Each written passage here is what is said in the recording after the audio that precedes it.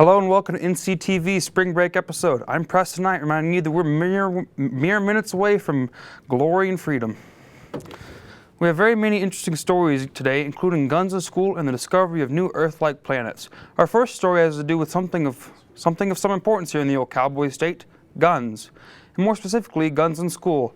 Governor Matt Mead signed a bill recently that will allow our school board to decide whether or not to allow teachers to carry weapons in class at NCHS. Hi, my name is Emily Daniels from NCTV. A new bill is being pushed in Wyoming legislature, which will allow certain teachers to carry guns in school. In the hopes of protecting the students, we've asked for perspectives on the bill from 2 NC teachers as well as an NC student. From what I can understand, it's that faculty or designated faculty will be allowed to carry a weapon.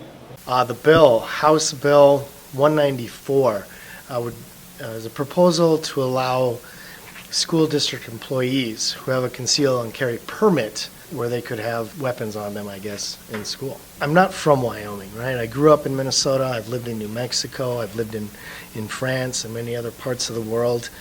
And my perception of my 8 years here in Wyoming is that the idea that guns improve safety is a bit of an Old West mentality. I mean, like, if there's like a armed gunman in the school, then they probably would try and use the weapon to protect the students.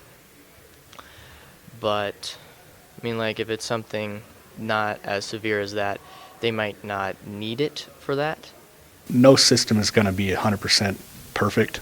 Not even law enforcement is 100% perfect. But I think we could do a better job keeping students safe than we are now. Yeah, definitely will not increase school safety. I think it presents a safety hazard. I think it goes the other direction, because the ability to make sure that that gun is always in the hands it's supposed to be in those trusted hands, that's tough. If I had the right training, I think I would feel safer.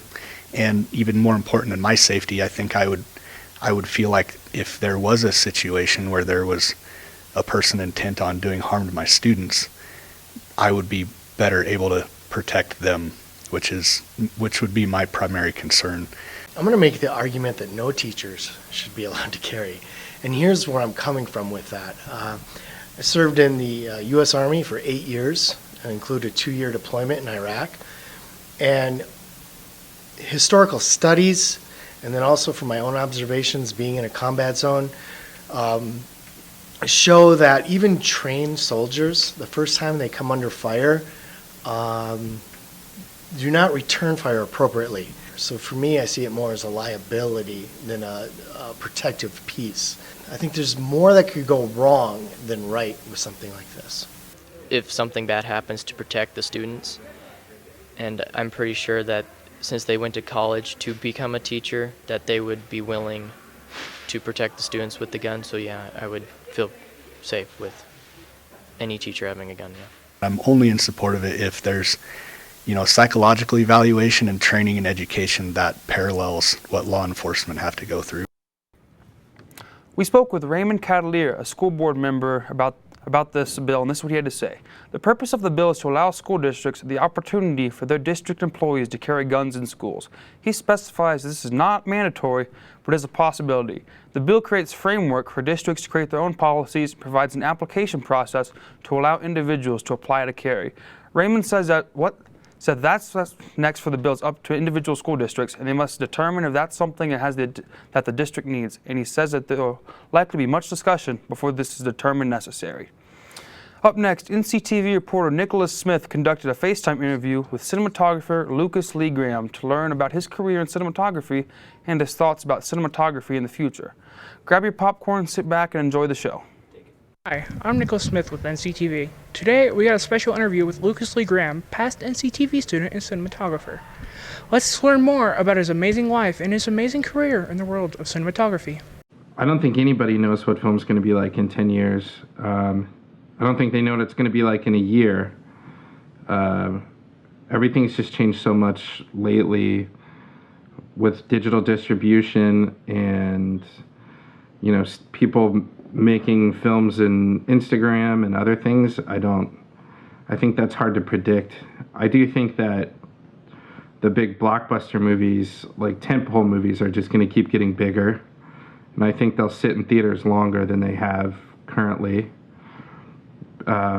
because the spectacle has to get so much bigger. But I think, who knows on the other side. I don't think things like VR and some of the super technological things are going to take over, like some people predict, but it's kind of the Wild West right now, so nobody really knows what it's going to be. Which people tend to focus on technology. The technology is completely flipped on its head.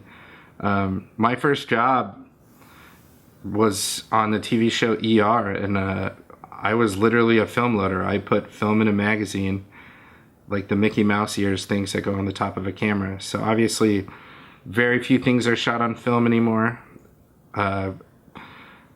There's some exceptions. Some people still like to shoot it. So the landscape has changed in that way, which one thing that's been great about that is that it's opened up the door for people like myself even to have a small camera and be able to shoot something at Disneyland. Like, I never could have done that in the film era, just because the cameras are too big, and it would have been really obvious what we were doing. Plus, we'd have to reload mags every 3 minutes. Lucas Lee Graham has been cinematographer for such movies as Suburban Gothic, Cold Turkey, and Escape from Tomorrow, his most prized and most famous film. I like a lot of them for different reasons, actually. Obviously the most prestigious one was Escape from Tomorrow, but that film was also extremely hard to make. And I love everyone involved with it. But I think my favorite movie I've ever made was this one called Little Blue Pill. We made it in Portland, Oregon. It's a director's first film. It's really my first film, so it's very flawed. But we just we're all up there making no money, and we lived at the Portland State dorms, and it kind of just became this avant-garde camping trip. So that was probably the most fun I've ever had on a film. Lucas Graham is an amazing cinematographer who has worked on shows like The Call Room and Big Red, the original Outlaw Racer. His most known film, Escape from Tomorrow, won the Craig Brewer Emerging Filmmaker Award at the Memphis Indie Film Festival in 2013 and Nove's Vision Experimental Award at Sitges Catalonian International Film Festival in 2013. Up next, we here at NCTV bring you information on the new Youth for Christ Club that has been raising questions here at NCTV. Hi, my name is Blake Babcock from NCTV. Have you ever had questions about God? Then come after school for Youth of Christ at Natrona County High School. It's only on Wednesdays with pizza and pop for you. I think it's a great thing. I personally would like to go. I'm busy in the after schools, and I just think it's a really good cause. What I think about the Youth of Christ? Well, I think I really don't care because I don't believe in God or any other gods. I think it kind of shows freedom and tradition, but I think as long as it doesn't step boundaries where it forces itself onto people, it should be allowed. And where you can find friends who has same interests as you, like Jesus and God. It's how they were raised. If they were raised to be Catholics or Christians or Buddhists or Hindu. I think it's saying it's positive, it's good for the kids to learn more about it. I feel like, even if you have a different religion and everything, I feel like it's better, and I just think it's a good idea.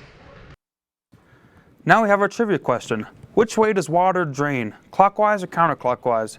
The first person to answer correctly in the chat will win a $25 gift card to Downturn Wings and Greens. You better answer fast because it's spring break, and I really like wings. Now on to our next story. The orchestra team has been raising money to pay for expenses for their trips from last year and their new trips coming up. Let's go meet some of the students and get to know what they are up to. I'm Garrett Piper, reporting from NCTV. Today I'm here to talk to Mr. Kukas and a few other students about their orchestra fundraiser. I'm Mr. Kukas, orchestra director here at NC. My name is Nathaniel Lepp, and I am the section leader for the cellos in our orchestra symphony. Isaac Stewart, I'm the orchestra class president. I'm Christine. I am the first violin. I'm the first section leader. My name's Jasmine. I play violin in the orchestra. I'm Kennedy. I play viola. It's my longest instrument I've played. And I'm the section leaders of the violas here. We're trying to raise some money this year for a couple things. We've got a few bills we got to get caught up from our Carnegie trip last year when we played in Carnegie. Plus, we're trying to raise some funds for kind of refurbishing our instruments in our rental program and our program we have here.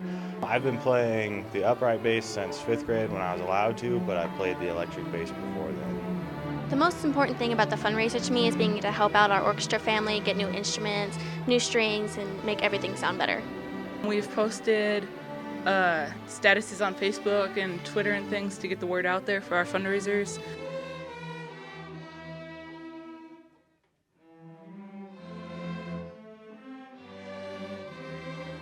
We've also shown up to multiple restaurants helping out with our fundraiser nights.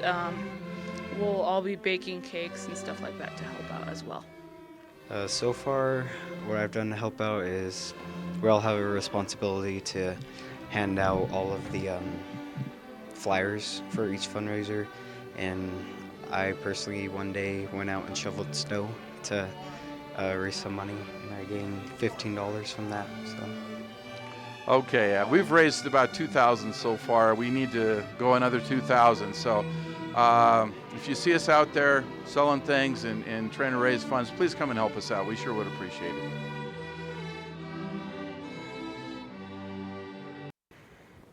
Please support the NC Orchestra team in their attempts to raise money and make wonderful music. We have a winner for our gift card, and that is Mr. Carl Myers. Please put your room number in the chat, and we'll have someone bring you this. I'm pretty upset, to be honest. In sports-related news, the Natrona County track team is competing today. Right now, actually, right outside. And soccer teams compete tonight. Recently, I took a trip to the Casper Planetarium to bring you information on brand new scientific discovery.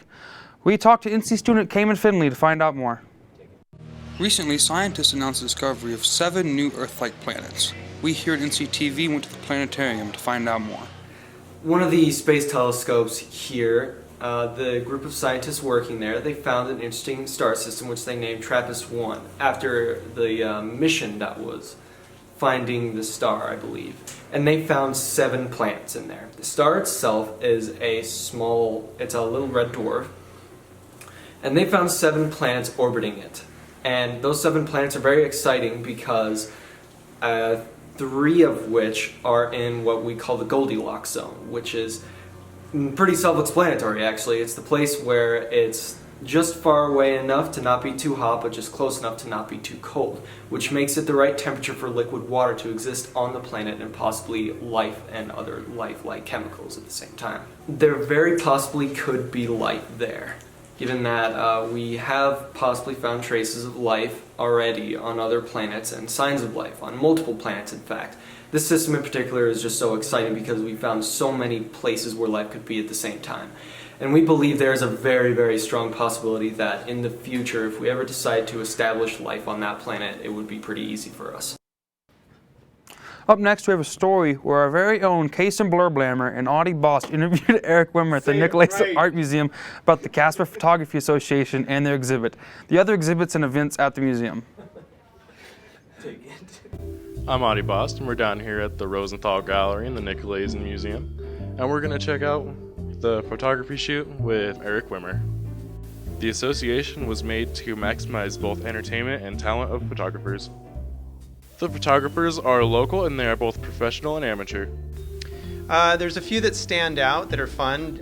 Usually that's guided by what we use for advertising, so people are used to seeing it. Like there's a little fox here that you can shoot later. It's a really cool image, but everybody got used to seeing that in the newspaper on our website.